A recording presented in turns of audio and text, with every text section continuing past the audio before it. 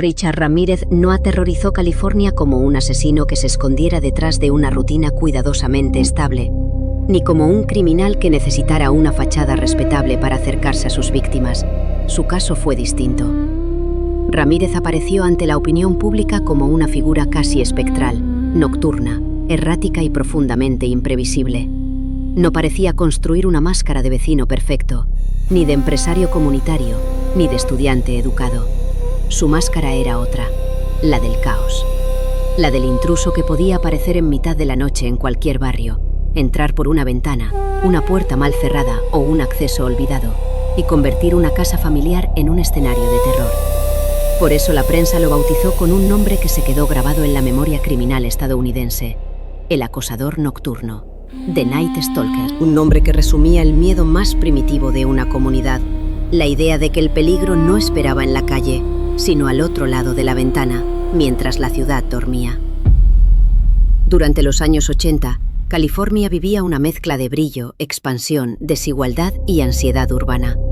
Los Ángeles tenía autopistas, barrios residenciales, urbanizaciones, zonas obreras, riqueza visible y rincones olvidados.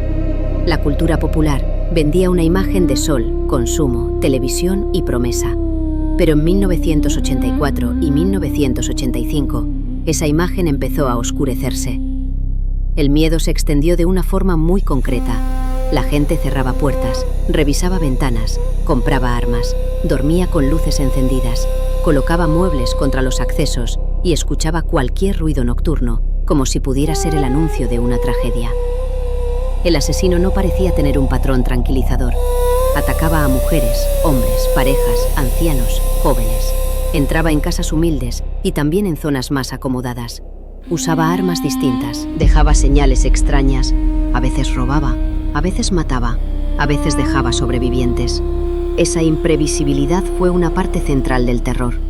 Si no había un tipo único de víctima, cualquiera podía sentirse elegido.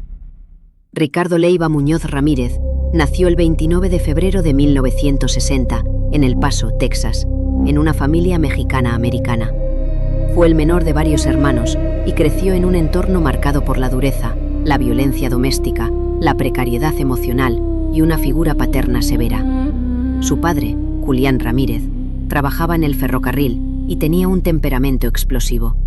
En la casa, según distintas reconstrucciones biográficas, había gritos, golpes, tensión y miedo. Una vez más, conviene decirlo con claridad: una infancia dura no crea por sí sola a un asesino. Muchas personas sobreviven a hogares violentos y nunca hacen daño a nadie. Pero en el caso de Ramírez, esa violencia temprana fue una de las primeras capas de un desarrollo psicológico profundamente deformado. Desde niño sufrió lesiones en la cabeza. Se ha contado que tuvo accidentes importantes, incluyendo golpes que pudieron influir en episodios convulsivos y cambios de conducta. También desarrolló problemas de sueño, aislamiento, bajo rendimiento, consumo temprano de sustancias y una fascinación creciente por imágenes violentas. Pero el elemento más oscuro de su adolescencia fue la influencia de su primo Miguel, un veterano de Vietnam que regresó de la guerra con relatos e imágenes traumáticas. Miguel le mostró fotografías perturbadoras de violencia extrema cometida en el conflicto y le habló de actos brutales como si fueran trofeos de poder. Para un adolescente vulnerable, resentido y ya expuesto a violencia doméstica, aquella influencia fue corrosiva. No fue la causa única de sus crímenes, pero sí parece haber alimentado una visión del cuerpo humano como objeto, de la violencia como dominio y del horror como una forma de afirmación. Ramírez fue absorbiendo una mezcla peligrosa: violencia familiar, trauma vicario, drogas, pobreza emocional, fracaso escolar, aislamiento, fantasías oscuras y una búsqueda de identidad a través de símbolos de transgresión. Se interesó por el satanismo, no necesariamente como una estructura religiosa profunda, sino como una estética de desafío, una teatralidad del mal, una forma de presentarse a sí mismo como alguien fuera de toda moral común. En su caso, el satanismo funcionó más como firma simbólica y como espectáculo de intimidación que como explicación completa. No mataba porque una doctrina lo obligara. Usaba símbolos satánicos para aterrorizar, para reforzar su imagen de depredador y para alimentar su propio ego oscuro. La responsabilidad no pertenece a un símbolo. pertenece a sus decisiones. Durante su juventud, Ramírez empezó a cometer robos, consumir drogas y moverse por ambientes marginales. Llegó a California con una vida inestable, sin rumbo claro, durmiendo a veces en hoteles baratos, coches o espacios precarios. Era delgado, de mirada intensa, con una higiene descuidada, dientes deteriorados, consumo constante de cocaína y una presencia que muchos describirían después como inquietante. Pero incluso esa apariencia no bastó para detenerlo antes. Ramírez no necesitaba seducir de forma sofisticada, no necesitaba ganarse la confianza durante días. Su método era más directo: observar, entrar, sorprender, dominar. Era un intruso nocturno, un depredador de acceso. Antes de la ola que lo haría famoso, existen crímenes y sospechas previas que han sido vinculadas a él. Pero el inicio de su serie reconocida suele situarse en 1984, con el asesinato de Jenny Binkow, una mujer de 79 años en Glassell Park, Los Ángeles. Fue atacada en su propia casa. Ese crimen ya mostraba elementos que después se repetirían: entrada nocturna, vulnerabilidad doméstica, violencia extrema y una ausencia de patrón emocional humano. La víctima no era una joven asociada a fantasías románticas, ni alguien de su círculo, ni una persona que representara un objetivo concreto visible. Era una mujer mayor en su vivienda. Para Ramírez, la casa ajena no era un límite, era una oportunidad. Ese primer crimen conocido no generó de inmediato la imagen completa del asesino serial. Muchas investigaciones empiezan así, con un hecho brutal que parece aislado, porque aún no existe una serie reconocible. La policía puede ver un homicidio, un robo, una agresión, pero todavía no puede afirmar que haya una figura única detrás de varios ataques. Ramírez se benefició de esa primera dispersión. Su violencia parecía caótica, y el caos, al principio, es más difícil de leer que el patrón. En 1985, la serie se intensificó. Los ataques se extendieron por distintas zonas del sur de California. Ramírez entraba en las casas de noche, muchas veces por ventanas o puertas sin asegurar. Sorprendía a las víctimas mientras dormían. Usaba armas de fuego, cuchillos, objetos encontrados en la propia vivienda. Robaba, agredía, amenazaba, golpeaba, asesinaba. Su modus operandi no era tan estable como el de otros asesinos seriales, y precisamente por eso resultaba más terrorífico. Cambiaba de arma, cambiaba de víctima, cambiaba de barrio, cambiaba de nivel de violencia. A veces dejaba con vida a alguien, a veces no. Esa variación dificultaba la predicción, pero aunque su modus operandi fuera variable, su firma psicológica sí mostraba una lógica interna. La firma estaba en el terror, en la dominación, en la teatralidad del mal, en los símbolos satánicos, en obligar a las víctimas a presenciar, obedecer, rezar o repetir frases que reforzaban su poder, en convertir el hogar, que debía ser el espacio de seguridad absoluta, en un lugar profanado. El robo podía formar parte del crimen, pero no lo explicaba. Si solo hubiera querido robar, no habría necesitado tanta violencia. La violencia era el centro, el miedo era el centro, la humillación era el centro. Ramírez no entraba solo para llevarse objetos, entraba para imponer una presencia. La diferencia entre modus operandi y firma queda muy clara en su caso. El modus operandi era lo que hacía para acceder y cometer el crimen: entrar de noche, aprovechar accesos débiles, sorprender a las víctimas, usar armas disponibles o propias, escapar rápidamente y moverse por distintos barrios. La firma era lo que hacía para satisfacer su necesidad psicológica: aterrorizar, dominar, dejar símbolos, convertir la escena en una representación de poder maligno, forzar a sus víctimas a sentir que estaban ante algo más grande que un simple ladrón. Esa teatralidad le importaba, alimentaba su identidad. Ramírez quería ser temido no solo como asesino, sino como encarnación de una oscuridad. Las víctimas de Ramírez fueron muy diversas. Esa diversidad rompió las expectativas clásicas sobre asesinos seriales que buscan un perfil concreto. Atacó a personas mayores, adultos, mujeres jóvenes, parejas, hombres. Atacó a víctimas de distintos orígenes raciales y sociales. No parecía elegir únicamente por edad, belleza, profesión o una fantasía única. Elegía oportunidad, vulnerabilidad, acceso y dominio. Para él, la casa era más importante que un perfil específico. La noche le daba cobertura, la sorpresa le daba ventaja. La variedad de víctimas le daba una sensación de poder más amplia. Cualquiera podía ser sometido. Esa amplitud hizo que el miedo se volviera colectivo. Si un asesino ataca solo a un tipo de víctima, la sociedad, de forma injusta pero frecuente, tiende a pensar que el peligro está delimitado. Con Ramírez no había esa falsa tranquilidad. Un anciano podía ser víctima, una pareja podía ser víctima, una mujer sola podía ser víctima, una casa humilde podía ser atacada, una zona residencial también. El mensaje psicológico era devastador. El patrón era la intrusión y todos vivían detrás de alguna puerta. En marzo de 1985 atacó a María Hernández y asesinó a su compañera de piso, Deile Okazaki. Esa misma noche asesinó también a Tsai Lian-yu. Los crímenes ocurrieron con una rapidez que muestra su movilidad y su compulsión. No era un asesino que necesitara largos periodos de enfriamiento después de cada acto. Podía moverse, atacar, escapar y volver a atacar. Su violencia tenía un ritmo acelerado, alimentado por drogas, fantasía, impulsividad y una necesidad creciente de terror. Poco después, atacó a Vincent y Maxine Zazara. La brutalidad de ese crimen impactó profundamente a los investigadores. La escena revelaba que no estaban ante un simple ladrón que había perdido el control. Estaban ante alguien que disfrutaba del dominio extremo. La violencia posterior al control de las víctimas mostraba una dimensión ritual, psicológica, innecesaria desde el punto de vista práctico. Esa es la señal de una firma. Cuando el agresor hace más de lo necesario para cometer el crimen, cuando añade símbolos, humillación o actos de control, está hablando desde su mundo interno. La investigación empezó a encontrar conexiones: balística, huellas, testimonios, patrones de entrada, objetos robados, descripciones físicas. Pero Ramírez era difícil de atrapar porque se movía de forma errática. No tenía una sola zona de confort reducida.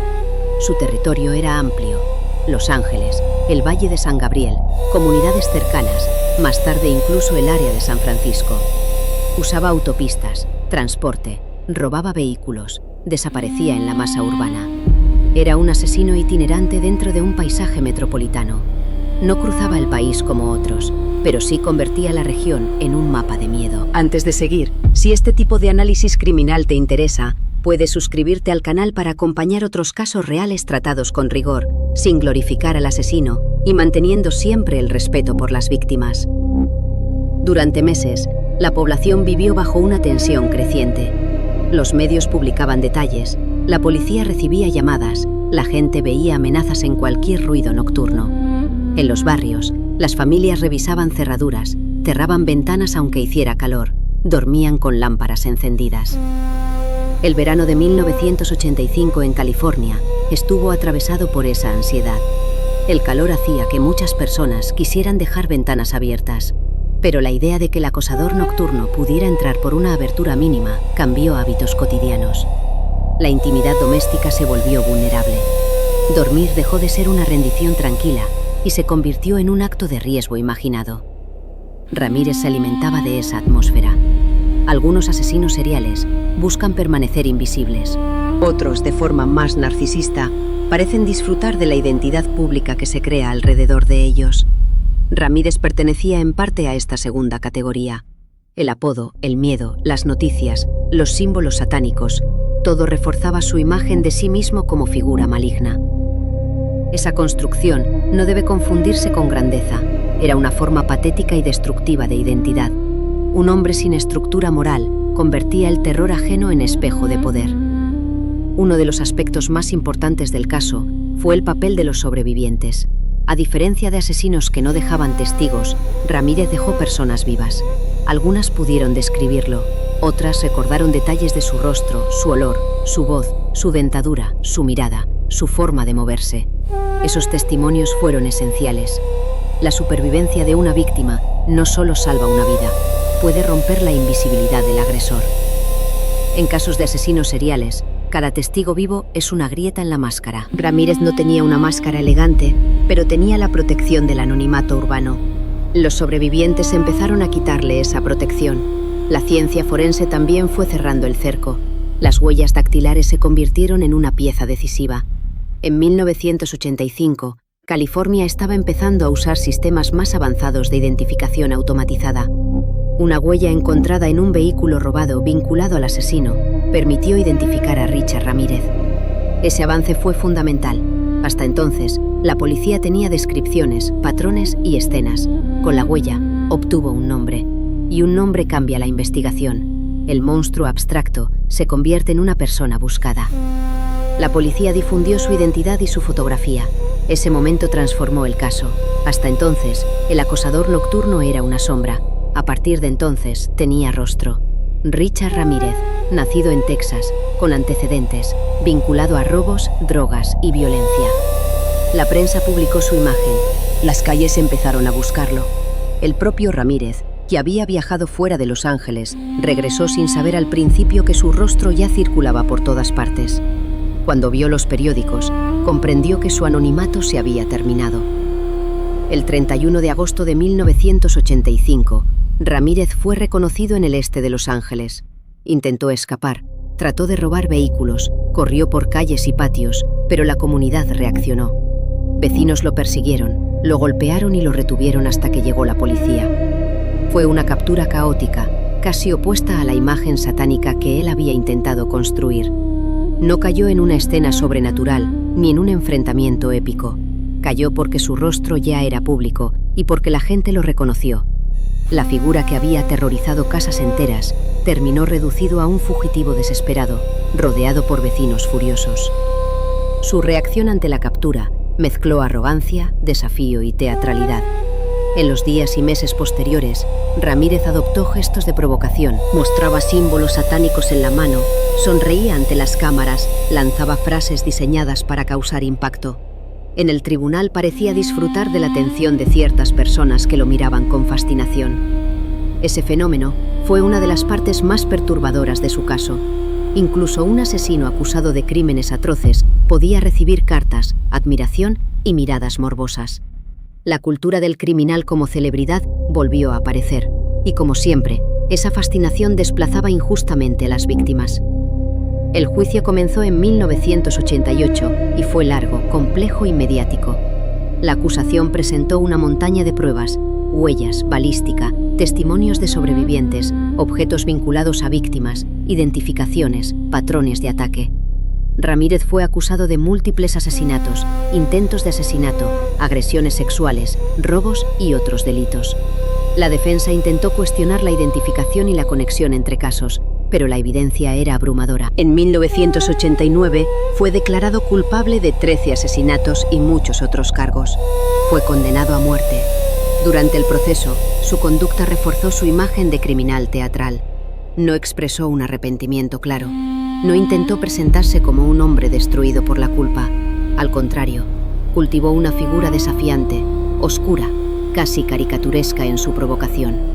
Esa actitud no lo hacía poderoso. Lo hacía moralmente vacío. La falta de remordimiento, la búsqueda de atención y la identificación con símbolos del mal apuntaban a una estructura antisocial y narcisista. Ramírez parecía necesitar que el mundo lo viera como una fuerza oscura, porque sin esa imagen quedaba al descubierto algo mucho más miserable, un depredador que atacaba a personas dormidas.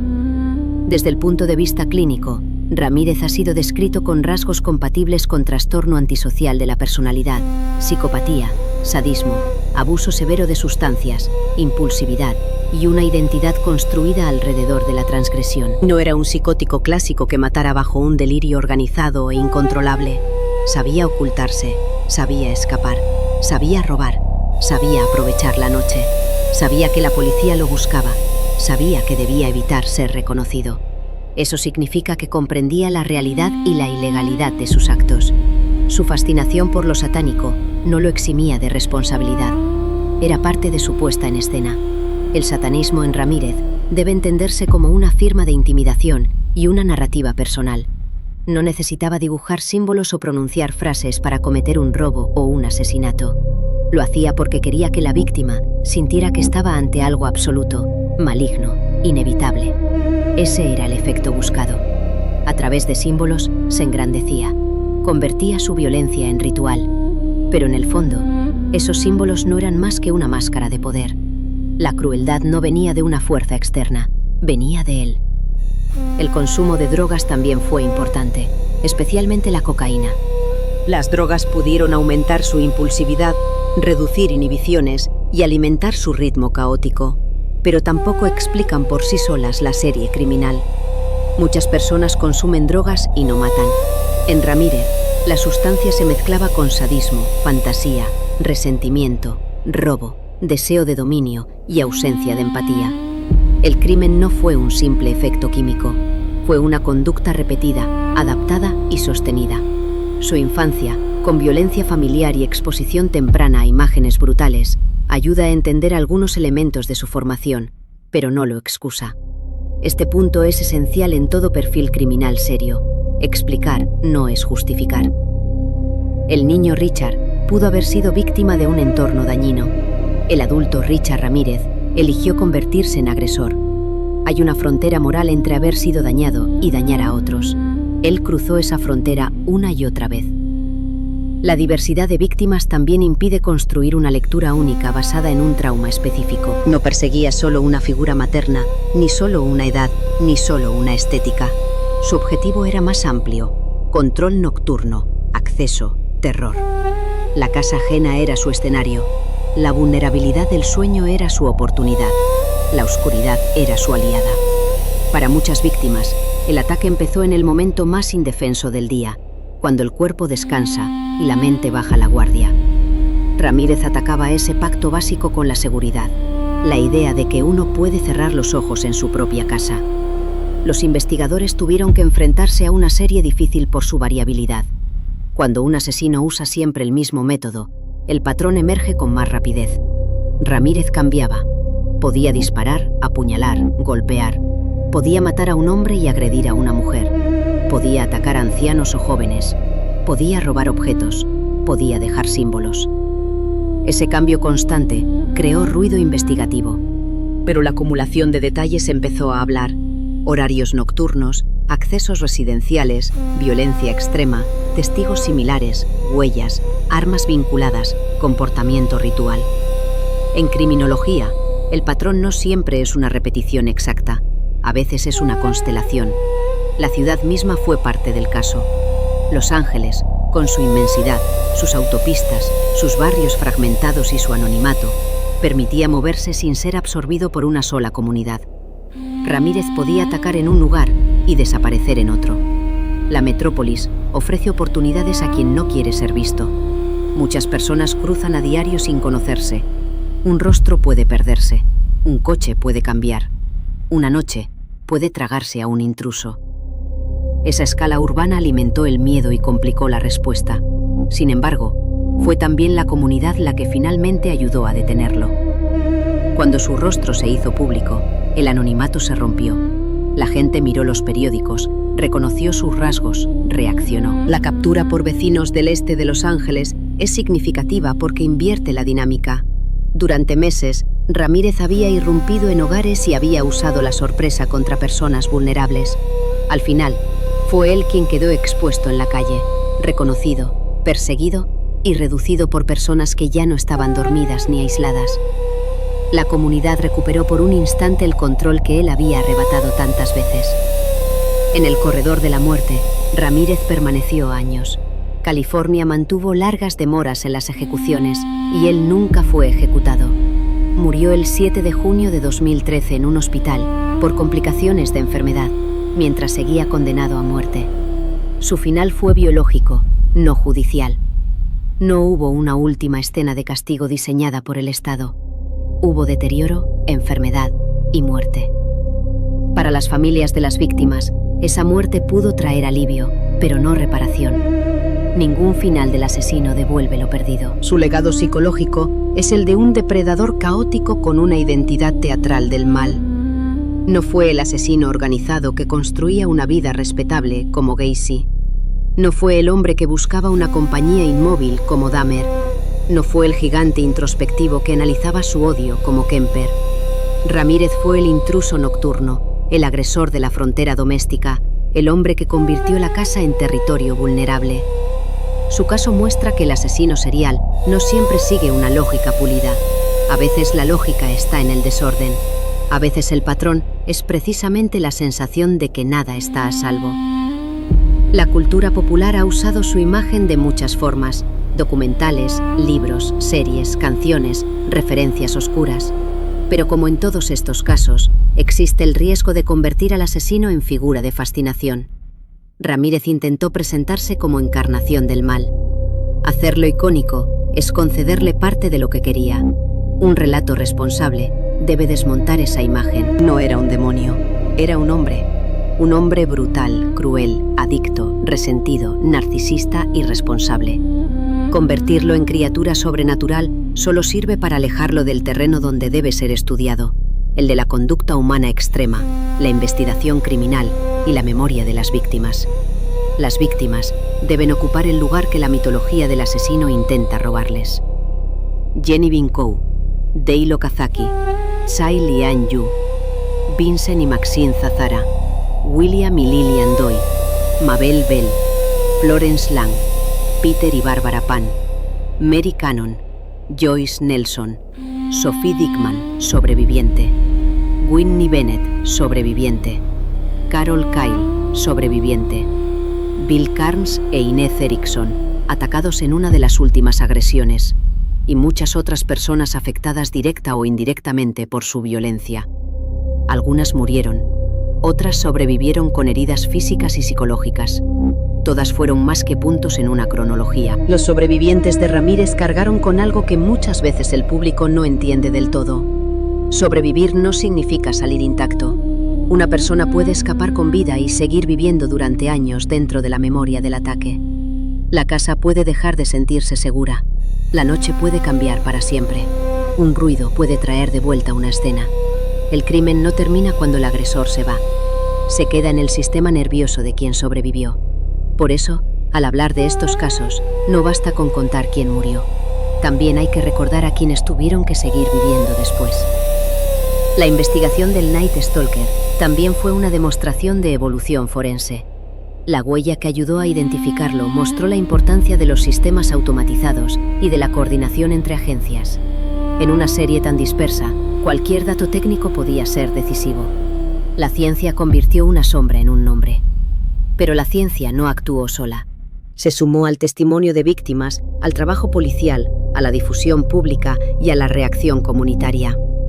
Los grandes casos rara vez se resuelven por un único elemento. Se cierran cuando muchas piezas finalmente encajan. El juicio dejó una frase célebre de Ramírez, una frase de desafío ante la muerte que los medios repitieron durante años. Pero esas frases finales o teatrales no merecen ocupar el centro. Son parte de la manipulación del asesino. Los criminales narcisistas saben que una frase puede sobrevivir más que una prueba. Saben que el público recuerda lo provocador. Por eso conviene no entregarles demasiado espacio. La verdadera frase final del caso no debería ser la suya. Debería ser la memoria de las víctimas y la advertencia que dejaron los hechos. Si este relato te ayuda a mirar el crimen real con más profundidad y menos morbo, puedes suscribirte al canal para seguir explorando perfiles criminales con respeto, precisión y una mirada fría hacia la investigación. Al estudiar a Ramírez hay que resistir dos errores. El primero es verlo como un monstruo sobrenatural, porque eso lo convierte en mito y lo aleja de la responsabilidad humana. El segundo es verlo solo como producto de su infancia, sus drogas o sus influencias, porque eso diluye sus decisiones. La verdad está en una zona más incómoda. Fue una persona formada en violencia, expuesta a imágenes atroces, deteriorada por drogas y resentimiento, pero también fue un adulto que eligió entrar en casas, atacar a personas indefensas, escapar, repetir y disfrutar del miedo que provocaba. Su caso también muestra cómo el hogar puede volverse símbolo de vulnerabilidad. Muchos asesinos atacan en espacios públicos, carreteras, bares o zonas aisladas. Ramírez atacó la idea misma de refugio. La puerta cerrada dejó de parecer suficiente. La ventana se convirtió en amenaza. La noche dejó de ser descanso. Esa es una de las razones por las que su historia impactó tanto. No atacaba solo cuerpos, atacaba una sensación colectiva de seguridad. La caída de Ramírez fue, en cierto modo, la caída de su propio mito.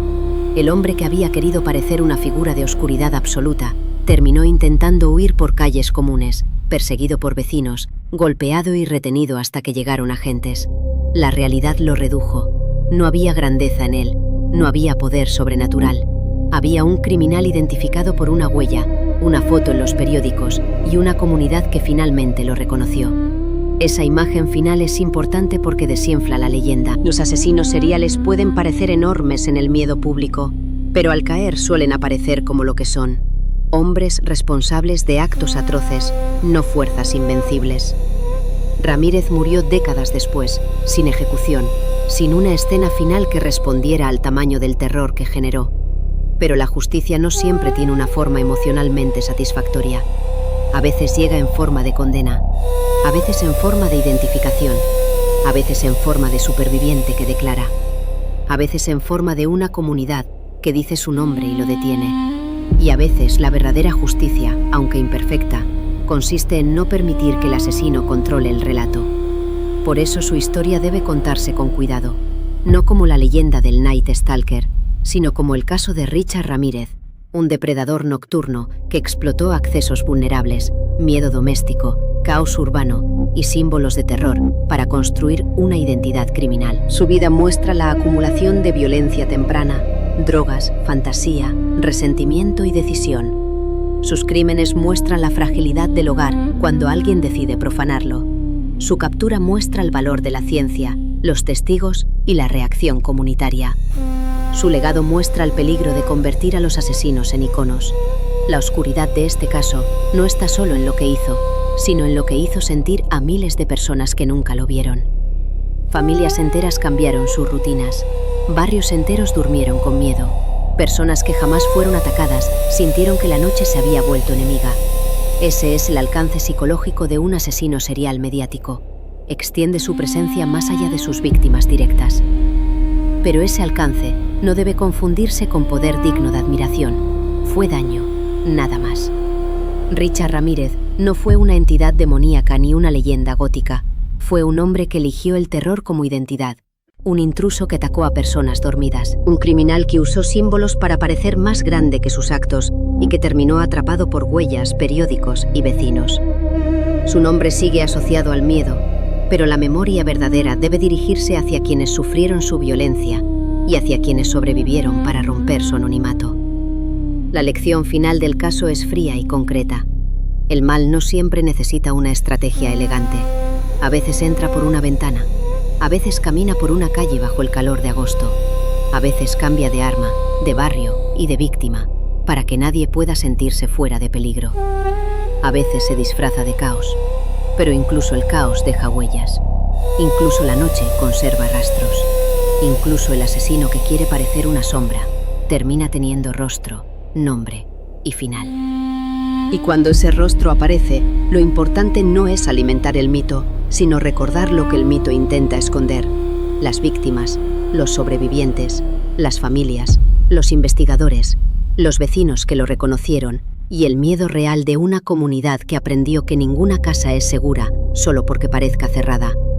Esa es la verdadera historia, no la del monstruo que quiso ser leyenda, sino la de las personas que fueron arrastradas a su oscuridad y de una investigación que finalmente le quitó la noche. Hasta pronto.